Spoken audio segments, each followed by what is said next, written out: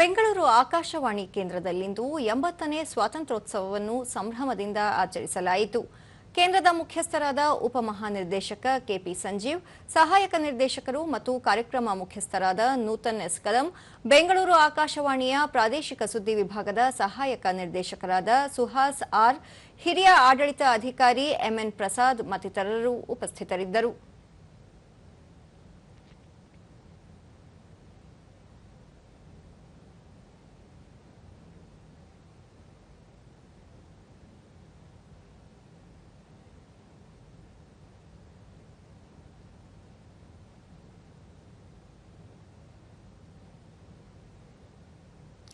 ದೂರದರ್ಶನದೊಂದಿಗೆ KP Sanjeev, ದೇಶದ ಸ್ವಾತಂತ್ರ್ಯಕ್ಕಾಗಿ ಶ್ರಮಿಸಿದ ಮಹನೀಯರ ತ್ಯಾಗವನ್ನು ಇಂದು ಪ್ರತಿಯೊಬ್ಬರೂ ಸ್ಮರಿಸಬೇಕು.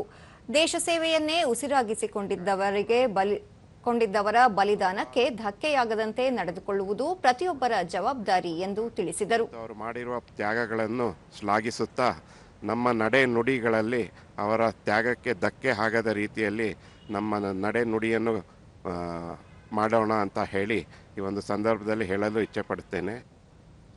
ನೂತನ್ ಎಸ್ ಕದಂ, ಆಕಾಶವಾಣಿಯು ಸ್ವಾತಂತ್ರ್ಯ ಸಂಗ್ರಾಮದಲ್ಲಿಯೂ ಜನರಿಗೆ ಜಾಗೃತಿ ಮೂಡಿಸುವ ಕೆಲಸ ಮಾಡಿದೆ.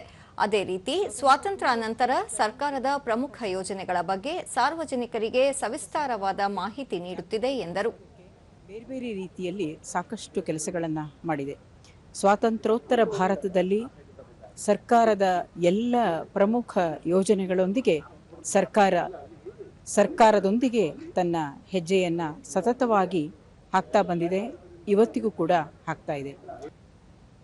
ಸುಹಾಸ್ ಆರ್, ಸ್ವಾತಂತ್ರ್ಯ ಸಂಗ್ರಾಮದಲ್ಲಿ ಜೀವವನ್ನೇ ಮುಡಿಪಾಗಿಟ್ಟ ಸ್ವಾತಂತ್ರ್ಯ ಹೋರಾಟಗಾರರ ತ್ಯಾಗವನ್ನು ಪ್ರತಿಯೊಬ್ಬರೂ ಸ್ಮರಿಸಬೇಕು ಎಂದು ತಿಳಿಸಿದರು.